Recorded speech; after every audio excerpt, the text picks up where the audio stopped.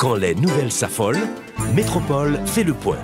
Le point tous les matins, simultanément sur radio et Télémétropole. Le point est une courtoisie de la BNC, Arcordia Shipping, les pompes solaires, Chimgé, Unipièces et Lissa Lotto. Madame, Monsieur, bonjour, bonsoir. Bienvenue sur Métropole à l'heure de la rubrique Le Point. C'est la première édition pour cette année. En tout cas, première édition du Grand Journal du Matin, première édition de la rubrique Le Point aujourd'hui aussi pour ce nouvel an, donc pour l'année 2024. Encore nos voeux les meilleurs, donc bon combat, donc de l'espoir, de la combativité et surtout de l'espérance. C'est ce que nous vous souhaitons pour ce nouvel an. Nous l'avons dit à la fin de l'année 2023 et pour ce début du nouvel an, nous-mêmes à Radio Télémétropole, ce que nous vous promettons, c'est d'être encore nous-mêmes ce protocole que nous sommes en étant ce média équilibriste que nous avons été depuis plus de 50 ans et que nous serons encore des décennies plus tard. Rebonjour à vous tous et à vous toutes pour cette nouvelle année, pour ce premier numéro de Le Point. C'est l'ancien président provisoire, Jocelyn Prévert, qui est avec vous.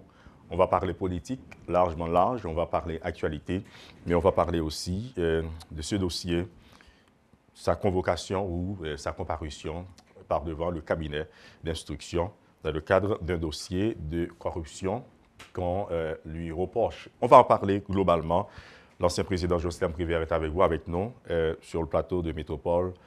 Président Prévert, comme on vous appelle, bonjour, bienvenue sur Métropole.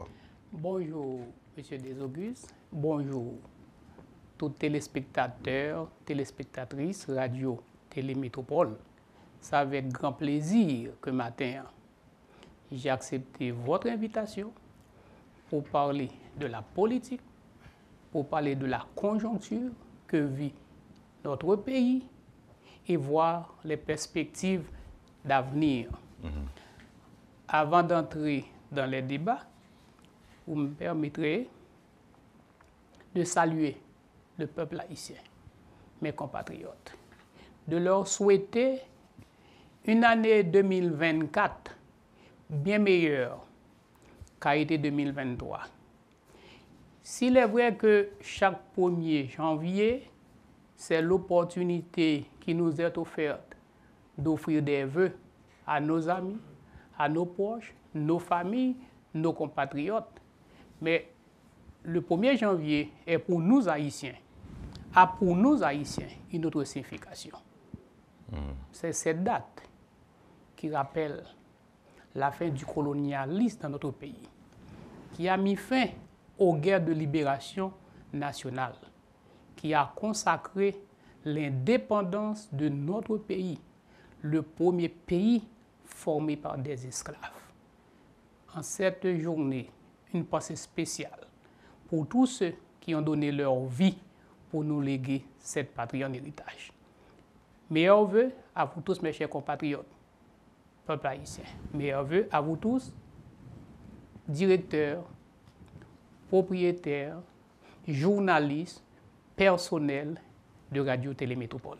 Et nous recevons ces vœux de tout cœur, M. Jocelyn Prévert. C'est un message d'un ancien président de la République que nous considérons comme une adresse à la nation pour vous dire que nous accueillons vos vœux de tout cœur. Et vraiment, merci beaucoup d'être là avec nous aussi, surtout donc, ce matin pour cette première édition de la rubrique Le Point de Radio et Télémétropole. La question est directe. C'est la nouvelle. Vous faites partie d'une liste de plus d'une trentaine d'anciens hauts fonctionnaires, de nouveaux hauts fonctionnaires de l'État aussi, donc épinglés dans un rapport de l'unité de lutte contre la corruption et vous-même, M. Jocelyn Prévert, vous invité à comparaître devant le cabinet du juge instructeur d'Uniel dimanche pour des explications qui ça vous répondre à accusation accusation de corruption. Est-ce que il y a accusation? Moi, je dis de préférence que grand plomb gaillé.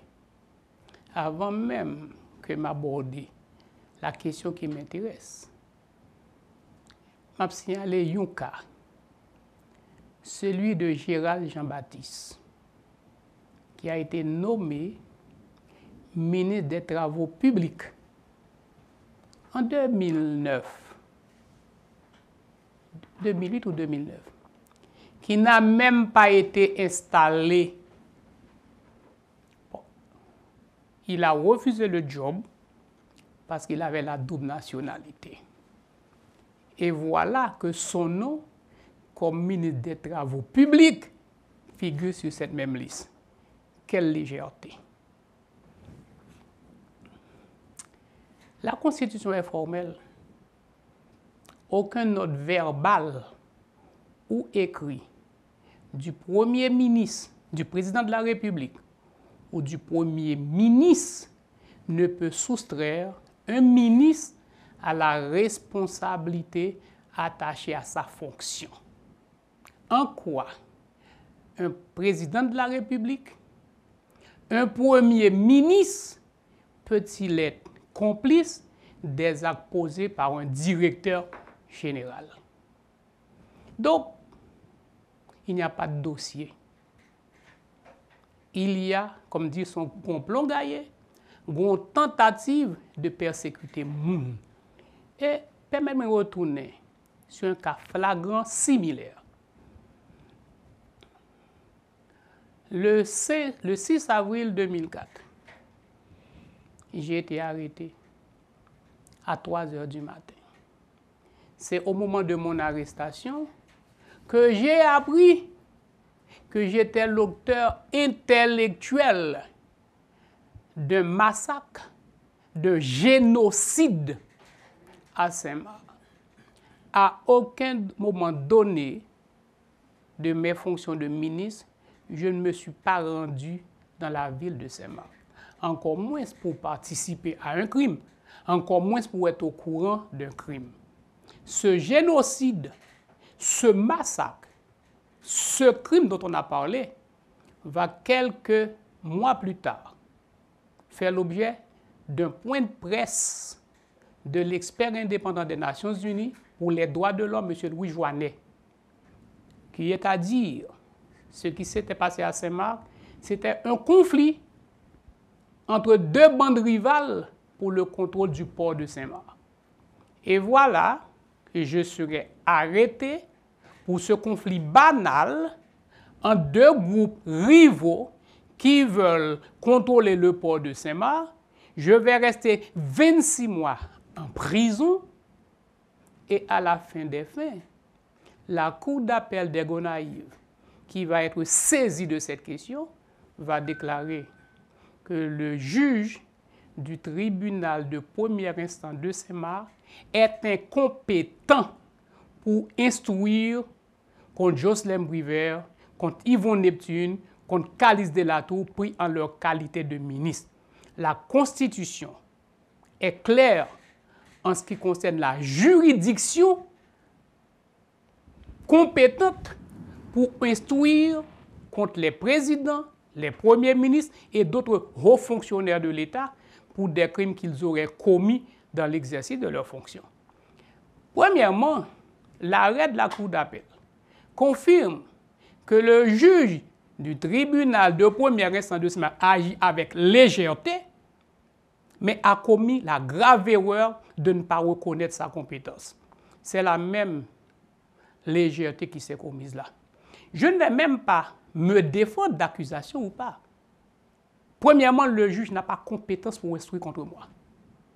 Vous êtes un ancien chef d'État. Est-ce que cela veut dire que vous jouissez encore des mêmes privilèges? La Constitution fixe la juridiction appelée à instruire contre les présidents, les premiers ministres, les ministres, les membres des institutions indépendantes pour des crimes commis dans l'exercice de leurs fonctions. Ça, c'est la première chose. C'est quand ces hauts fonctionnaires seraient reconnus coupables par cette juridiction qu'ils seront traduits devant les tribunaux ordinaires pour l'application des peines ou l'action civile. Ça, c'est la démarche. Maintenant, la deuxième réaction, qu'est-ce qu'un président a à voir avec la direction, avec un directeur général? En quoi un directeur général, je ne sais pas, je ne confirme pas, qui aurait distribué de son propre chef, je présume, des biens publics à des fonctionnaires, En quoi ça peut concerner le président de la République?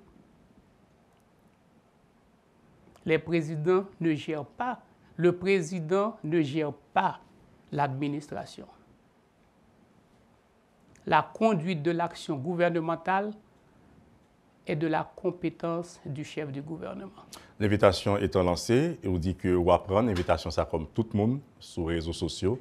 Est-ce que ça veut dire que ou pas disponible ou bien pas répondre à l'invitation juge d'instruction dans le cadre de dossier ça, que vous avez une remarque ou bien une compréhension particulière sur les. Mon cabinet d'avocats travaille sur la question, mais j'ai voulu publiquement dénoncer la perfidie de ce juge, dénoncer sa légèreté, dénoncer son incompétence et dénoncer les manœuvres qui se cachent derrière cette invitation.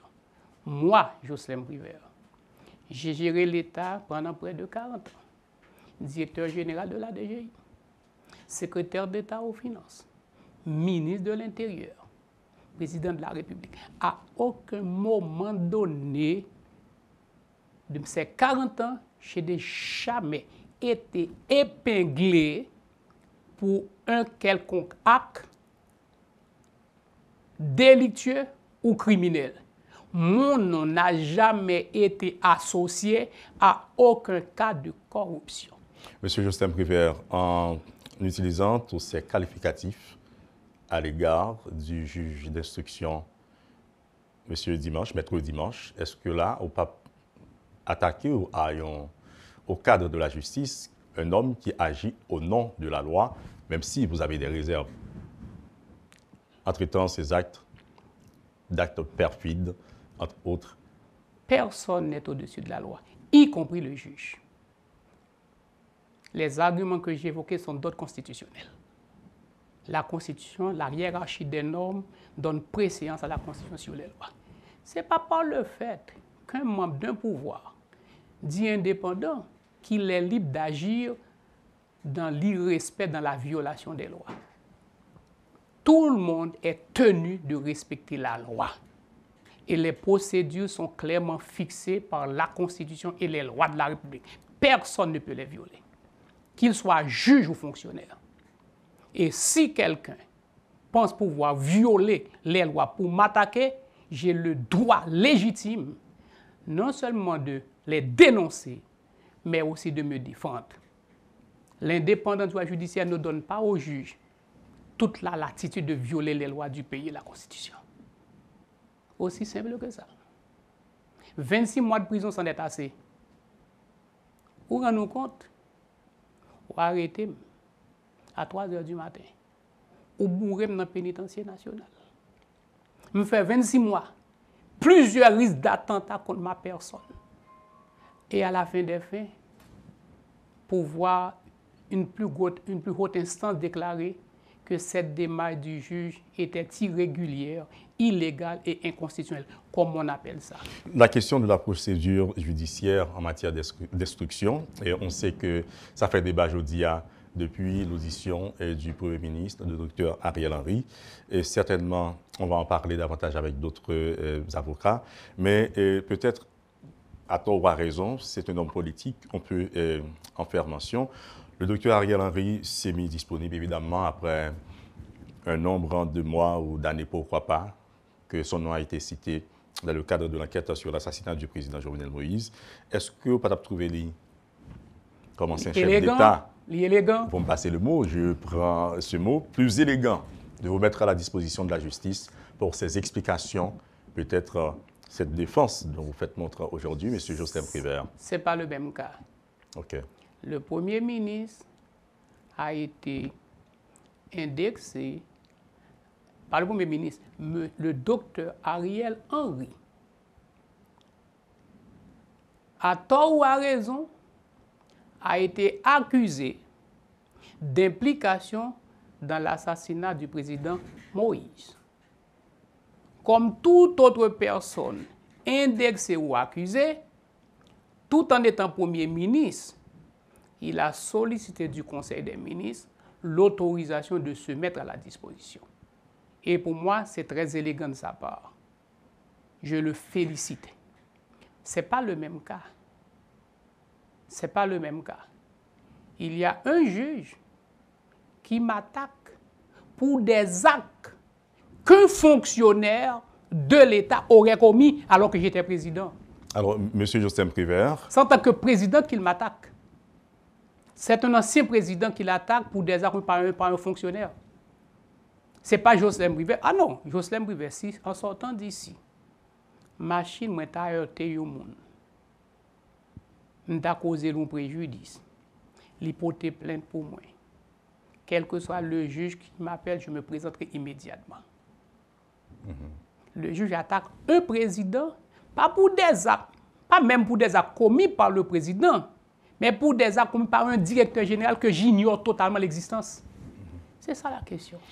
C'est une question de principe que je défends. Absolument. J'entends des hommes de loi dire que le juge d'instruction peut écouter n'importe qui pour quelque raison que ce soit dans le cadre d'une instruction. Certainement, les hommes de loi pourront élaborer là-dessus davantage.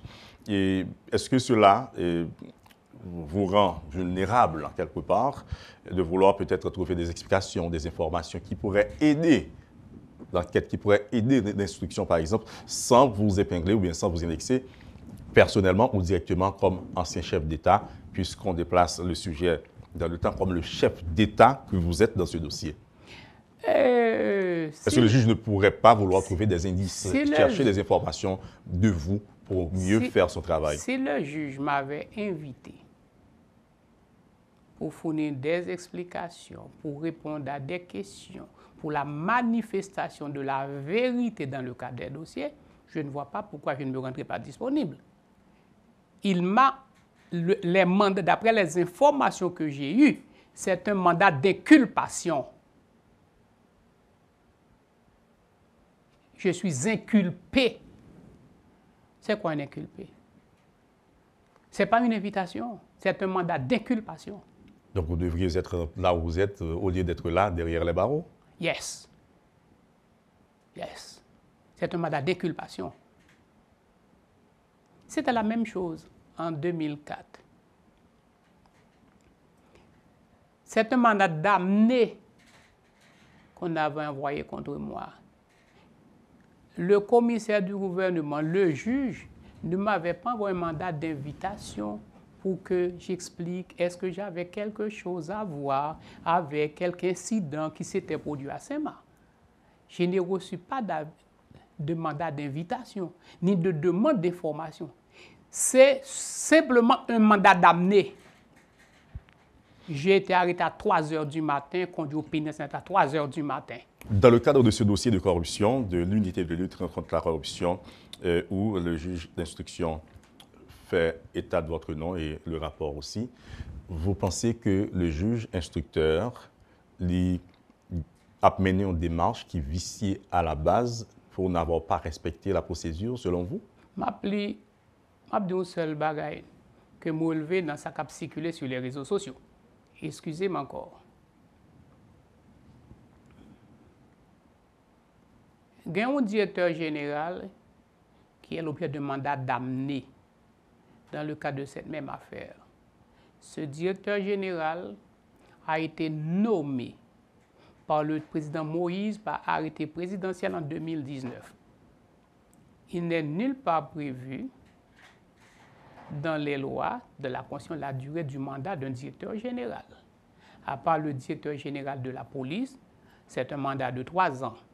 Les gouverneurs de la Banque centrale, de la banque de crédit ont un mandat de 3 ans. Mais les directeurs généraux de l'administration n'ont pas de mandat fixé dans les lois. Il a été nommé en 2019 par le président Moïse à un arrêté présidentiel. Il est encore en fonction. Le juge l'a traité de directeur général de facto. Ce n'est pas une position politique. Qui décide de la légitimité d'un fonctionnaire? Est-ce qu'un juge a l'autorité pour décider de qui est légitime et qui ne l'est pas? Comme on parle d'informations qui circulent à travers les réseaux sociaux, je vous donne des informations circulant à travers les réseaux sociaux. Monsieur Quinton, oui, que je n'ai jamais rencontré, que je ne connais que je ne connais pas du tout, a été traité de directeur général de facto, qui décide de la légalité ou de la légitimité des fonctionnaires. Donc, c'est une manœuvre politicienne. Je ne me plierai pas. Merci beaucoup, Monsieur Jocelyn Privert, ancien président provisoire de la République. On voulait peut-être entendre votre position sur ce dossier. Certainement, on n'était pas en train de faire le procès sur le plateau. Vous êtes un ancien chef de l'État et votre nom est cité au niveau de la justice. Et comme vous l'avez dit, votre cabinet fera la suite. Mais à la deuxième tranche de la rubrique Le Point, on fera un peu de politique aussi, puisque le dossier est éminemment politique, mais on parlera de l'actualité. Et certainement, vous êtes un ancien président et les informations font croire que vous pourriez être candidat. On ne va pas en parler, mais on va parler de votre compréhension du dernier discours du Premier ministre, le Dr Ariel Henry, qui annonce des élections pour 2024. Ce n'est pas la première annonce que le Dr Ariel Henry fait en ce sens, mais cette fois-ci, il dit qu'il souhaite avancer avec ou sans les réfractaires. Donc, comme un ancien président de la République, vous-même, vous avez organisé des élections à un moment particulier de notre histoire. Vous pourriez nous dire ce que vous pensez, ou en tout cas, vous pourriez nous en dire long. On prend la pause, on revient pour en parler davantage à la rubrique Le Point de Métropole. Le Point est une courtoisie de la BNC, Accordia Shipping, les pompes solaires, Chimgé, Unipièce et Lissa Loto. Rebonjour, rebonsoir à vous tous et à vous toutes. Bienvenue à la seconde tranche de la rubrique Le Point de Métropole. Nous l'avons dit, la première pour l'année 2024. Et merci beaucoup, encore une fois, de nous faire confiance en demeurant dans notre histoire. Votre invité pour aujourd'hui, c'est l'ancien président provisoire de la République, M. Jocelyn Privert, ancien président de l'Assemblée nationale, ancien parlementaire. Un plaisir de vous avoir avec nous. Bon retour et bienvenue dans la seconde tranche de la rubrique Le Point, M. Privert. Et les élections? C'était ça la question? Semble prêt. Le Premier ministre a annoncé pour la énième fois l'organisation des élections. Cette fois-ci, on est en 2024. Qui premier regard, qui première compréhension qu'on gagne sur le discours du Dr Ariel Henry pour 2024 là? Il souhaitait sécurité, il souhaitait prospérité. En fait, trois mots vraiment qui résumaient le discours du chef, le discours du Premier ministre, le Dr Ariel Henry. C'est élection, sécurité et prospérité. D'abord, disons sur les élections. Qui compréhension, regard dans le climat politique, sociopolitique délétère ça?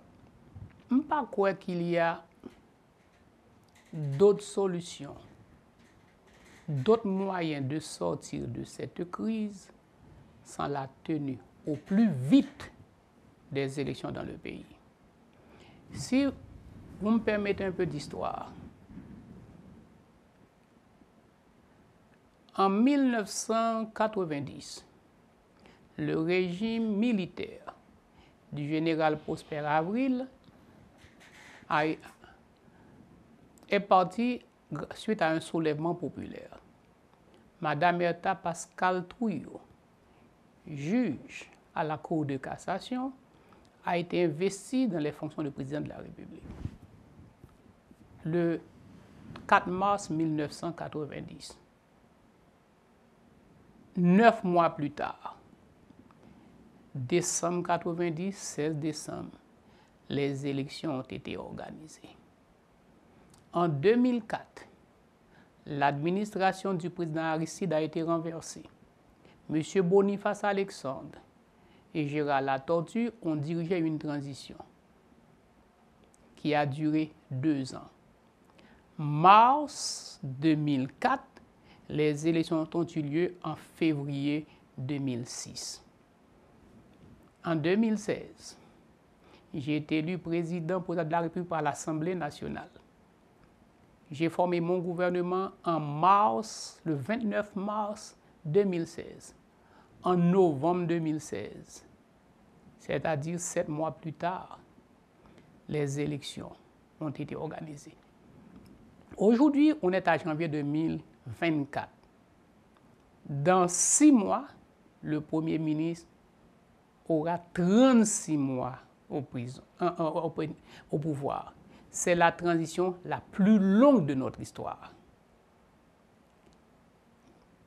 Il faut rapidement que le processus électoral soit mis en marche pour restaurer les institutions démocratiques du pays. Je vais vous poser deux petites questions. La première sera rapide et je vous proposerai, ou bien je souhaiterais que vous ayez une réponse rapide pour nous capable de poser une deuxième question. Et est-ce que là, on va expliquer-nous, comme l'avait dit tant d'autres personnalités politiques nationales et internationales, notamment la déclaration la plus forte, c'est celle faite par la chef du Bureau intégré des Nations Unies en Haïti, Mme Maria Isabel Salvador. On ne sort pas d'une transition pour aller dans une nouvelle transition. C'est la phrase, même quand c'est une autre compréhension et un autre esprit. Est-ce que là, c'est l'explication que vous nous apportez à ce propos? Il n'y a aucun autre moyen sur le plan purement constitutionnel pour avoir un nouveau Premier ministre. L'article 149 de la Constitution est clair. Même au cas où le Premier ministre serait porté démissionnaire, selon notre Constitution, c'est le président de la République qui choisit un ministre pour assurer l'intérim. Il n'y a pas de président pour le choisir. Sur quelle base on va avoir cette nouvelle transition? Quelle référence constitutionnelle? C'est-à-dire cette affaire de discussion politique, de bicéphalisme pour remplacer un monocéphalisme, c'est du tapage politique purement selon vous? À moins qu'on décide qu'on n'est plus dans un état de droit, qu'on n'est plus sous un régime constitutionnel. Constitution, c'est papier, baïonnette, c'est fait, on sort totalement de la Constitution, n'importe quoi peut arriver. Mais si on veut, sur la base de quoi que j'ai évoqué l'incompétence du juge, ça me réfère à la Constitution. Mais cette Constitution doit être le boussole de tout ça. Même quand on aura un président, sur la base de quelle Constitution qu'il va gérer le pays? Mais s'il est élu en dehors de la Constitution, comment va-t-il gérer le pays avec la Constitution? Il n'y a pas d'alternative à Ariel Henry que les élections. Monsieur Joseph Privert, je vous entends parler, mais c'est pour de notre côté, j'entends l'opposition qui a déclaré l'ancien président Joseph Privert là, a fait l'affaire du gouvernement actuel en évoquant cette référence constitutionnelle qui au même dit qu'il galvaudé, etc. Si on vous accuse de ça, qu'est-ce que vous répondrez? En 1978, Alexandre Solzhenitsyn, un dissident russe, à l'université de Harvard a prononcé une conférence dans laquelle il a dit que le courage a déserté le cœur du monde occidental. C'est-à-dire? Les gens doivent avoir le courage de dire la vérité dans ce pays. Qu'on m'accuse de faire le jeu du Premier ministre, dis-moi qu'est-ce que j'ai dit qui ne soit pas vrai. Je me réfère à la Constitution. Les gens doivent avoir le courage de le dire. Je reprends peut-être la deuxième question que je souhaitais poser. Vous avez organisé les élections en un an de votre mandat au pouvoir. Quel était le secret pour arriver à organiser les élections vous-même en un an, malgré cette crise sociopolitique délétère, ce déchirement que le pays a connu à l'époque? Avant que je me dise comment je fais organiser les élections, bon, justifier pour la nécessité des élections. Allez-y. Aujourd'hui, on a un gouvernement, on est dans un état démocratique, il n'y a aucun élu. Aucune autorité n'a la légitimité constitutionnelle prévue.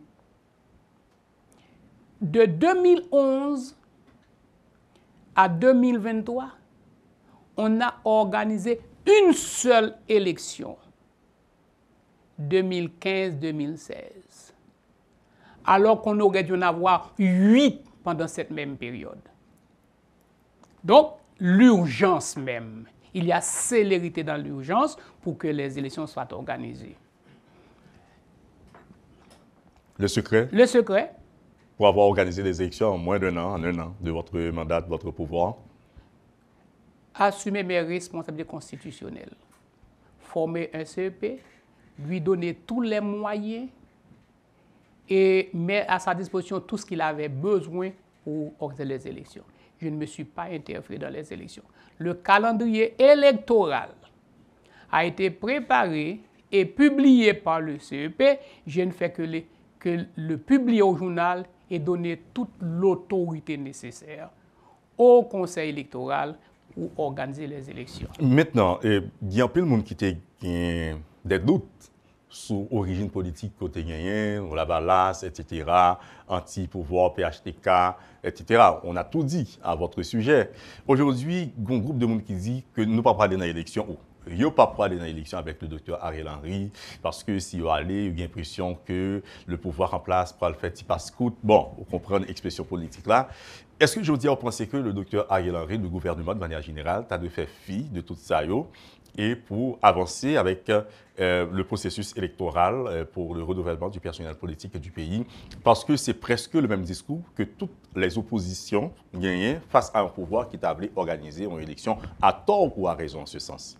Et pour faire me retourner sur note là, quel président, quel premier ministre qui se respecte va s'interférer dans les attributions d'un organisme indépendant? Mbabral dit que pas un président qui tentait influencer les membres, pas même président, les acteurs de la société civile, des acteurs politiques, d'influencer les résultats des élections à travers leurs représentants au sein du Conseil électoral. Ce n'est pas au gouvernement d'organiser les élections. L'organisation des élections est une compétence exclusive du Conseil électoral, qu'il soit provisoire ou permanent. Le gouvernement ne doit que mettre les ressources et les moyens nécessaires pour le faire. Donc, avoir un conseil électoral formé de gens crédibles, honnêtes, intègres, que le gouvernement s'abstient de s'interférer dans la conduite du processus électoral est la clé de la réussite de toute compétition électorale. Comme l'analyste de discours politique, journaliste que je suis, là, vous voulez comprendre que, selon vous-même, le premier signe, le premier signal que le gouvernement a dû envoyer, c'est la formation d'un conseil électoral provisoire ou permanent. C'est-à-dire ça. Le gouvernement actuel n'a pas la compétence pour former le CP permanent. Et ça encore un autre problème. De 1987 à nos jours, ça fait 36 ans, on a eu organisé 12 compétitions électorales. Et on a eu à former 12 conseils électoraux permanents. Alors qu'on provisoire? Provisoire. Alors qu'on devrait avoir un seul conseil électoral provisoire, c'était celui de 1987. C'est-à-dire que le gouvernement devrait lancer un conseil électoral provisoire pour... Provisoire. Mais qu'est-ce qui va être le signe de restauration de la crédibilité du processus électoral? C'est les gens qui seront désignés pour former ce conseil électoral. C'est leur honnêteté, leur crédibilité, leur intégrité, leur respect dans la société. Même si nous disons une société corrompue, nous avons une société d'incompétents, fais-moi grâce, grand pile moun honnête dans le pays. Tout fonctionnaire de l'État pas des voleurs. Tout fonctionnaire de l'État pas des corrompus. Tout homme d'affaires pas des contrebandiers. Tout agent de la société pas motivé par l'appétit du gain. Gain moun honnête dans le pays. Et vous êtes un ancien président de la République qui est mieux placé pour le dire, certainement. Justement.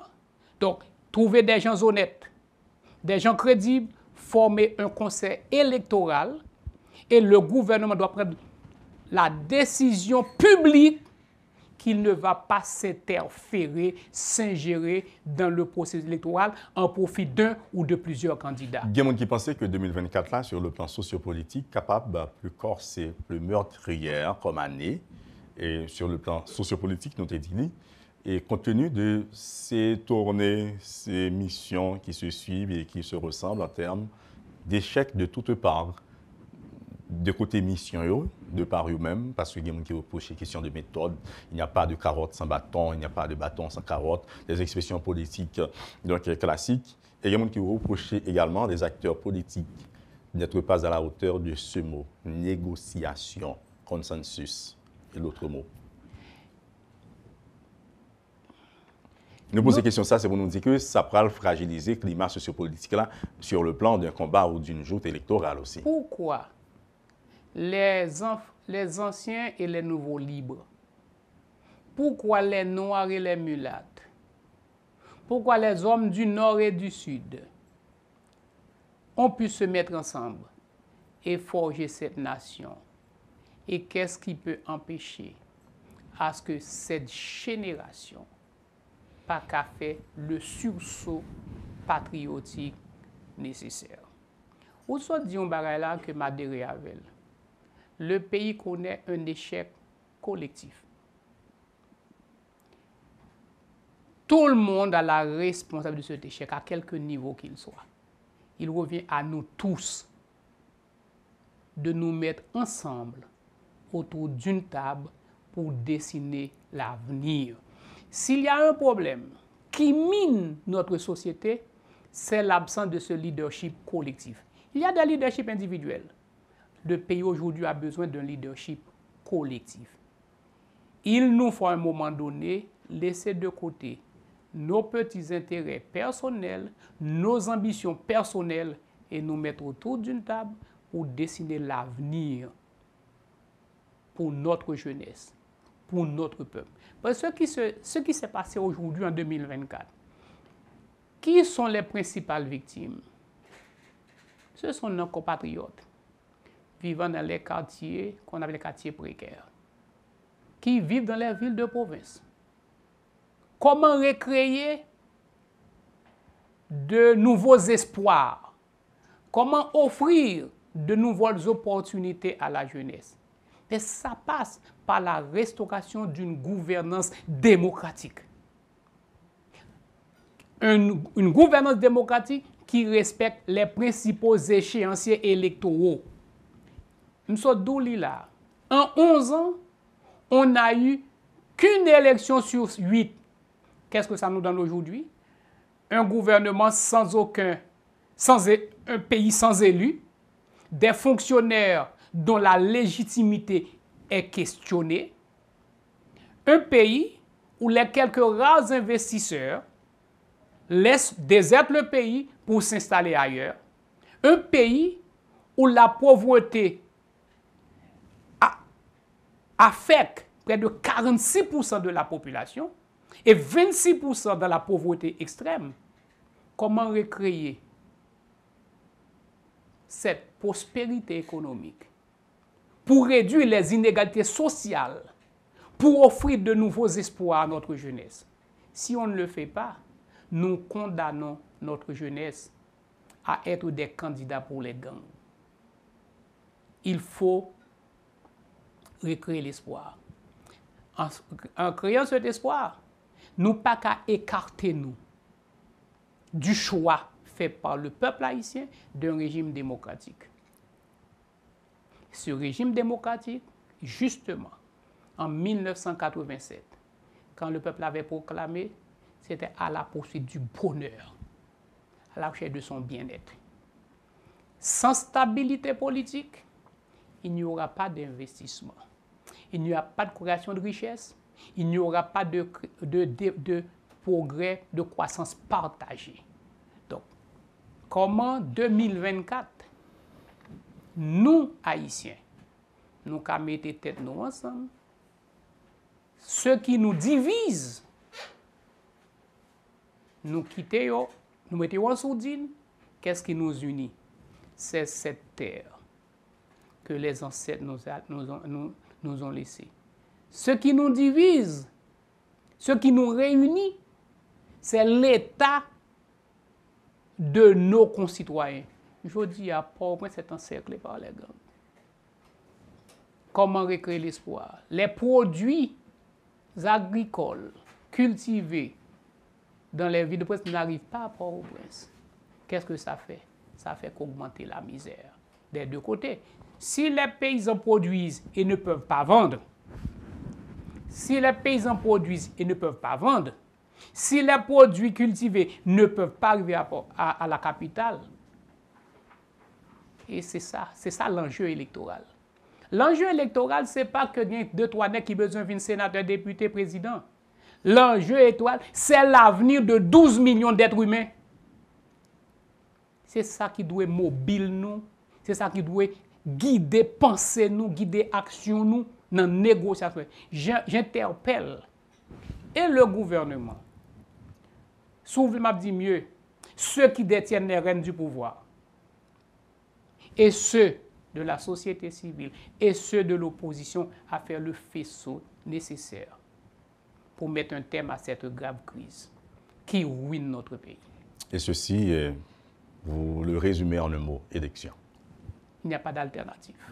Merci beaucoup, M. Jocelyn Prévert, ancien président provisoire de la République, ancien président de l'Assemblée nationale. D'ailleurs, c'est de l'Assemblée nationale que vous êtes parvenu à la présidence dans une circonstance particulière, on s'en souvient, donc, et au Parlement haïtien. Merci beaucoup de votre disponibilité à Métropole. Encore une fois, nos voeux les meilleurs. Merci. C'est le dernier mot maintenant? Allez-y, si vous en avez un. Le dernier mot. Ce que je dois rappeler à mes compatriotes, c'est que Haïti n'est pas le seul pays au monde. Aujourd'hui, notre monde est bouleversé. En Asie, il y a des bouleversements. La Chine, l'Inde, la Corée. En Europe, depuis la fin de la Seconde Guerre mondiale, la guerre est aux portes de l'Europe. L'Ukraine et la Russie. Bouleversement dans le Moyen-Orient. Gaza, Israël, 800 à 900 morts par jour. Les coups d'État militaires reviennent dans l'Afrique francophone, le Niger, le Mali, le Burkina, dans notre hémisphère. On va assister à un remake, président Biden contre président Donald Trump. La Colombie, le Chili, le Brésil renouent avec des gouvernements de gauche. Un président d'extrême droite prend les rênes de l'Argentine. Venezuela, un conflit larvé avec la Guyane. L'OEA, pour la région, semble ne pas voir les recettes pour ramener la paix et le calme. L'ONU semble être dépassée. Comment Haïti, dans cet environnement tumultueux, va devoir déployer ses propres mécanismes pour apporter les réponses appropriées à ces problèmes.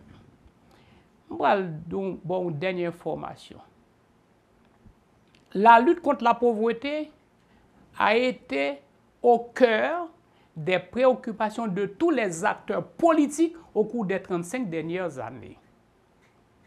Dans les 5 dernières années qui se sont écoulées, le pays a marché à reculons.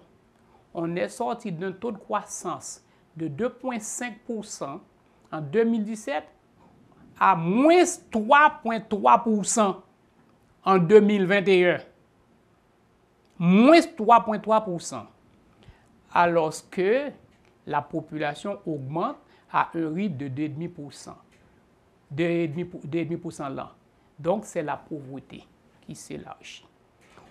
L'État qui a la responsabilité de créer les conditions nécessaires pour la croissance économique est aussi à court de ressources. Et ma petit exercice. Pour finir rapidement. C'était le dernier mot. Pour me finir rapidement.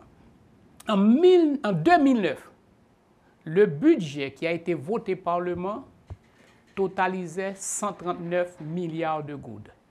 À 40 gouttes pour $1, ça fait 3,5 millions de dollars. En 2023-2024, notre budget est de 320 milliards de gouttes. Divisé par 135 gouttes pour $1, ça vous donne 2,4 milliards. Donc le pays est sorti d'un budget de 3,5 milliards, aujourd'hui à un budget de 2,2 milliards. C'est moins de ressources entre les mains de l'État alors que ses obligations ne cessent d'augmenter. Est-ce qu'on n'a pas les moyens de multiplier par 10 les 2,5 milliards qui nous donnent 25 milliards? Voici la tâche qu'il faut accomplir avec 2 échéanciers devant nous. Permettez-moi. En 1949, Haïti a célébré le plus grand événement de son histoire après l'indépendance, le bicentenaire. En 2049, Haïti va célébrer les 300 ans de la création de la ville de Port-au-Prince. Vous me dites que cette génération ne peut pas faire au moins ce que Dumarsais estimé avait fait il y a 100 ans. En 2054, on va se réveiller avec un pays vieux de 250 ans. Voici nos objectifs. Comment transformer notre pays pour qu'en 2054, on a un pays côté tout le monde qui vit en commun. Voici les perspectives. Merci. Merci beaucoup, Président Jocelyn Prévert, de votre disponibilité à Métropole. Merci à vous tous et à vous toutes, Madame, Monsieur, d'avoir suivi le premier numéro de la rubrique Le Point, donc de Radio et Télé Métropole. Encore une fois, nos voeux les meilleurs, voeux d'espoir, plein de promesses et de combativité surtout. Construisez la vie chaque jour, car il est dit que chaque jour suffit sa peine. Je suis Jean-Jules Desauguste. Au revoir et à bientôt. Quand les nouvelles s'affolent, Métropole fait le point. Le point tous les matins, simultanément sur Radio et Télé Métropole. Le Point est une courtoisie de la BNC, Arcordia Shipping, les pompes solaires, Chimgé, Unipièces et Lissa Loto.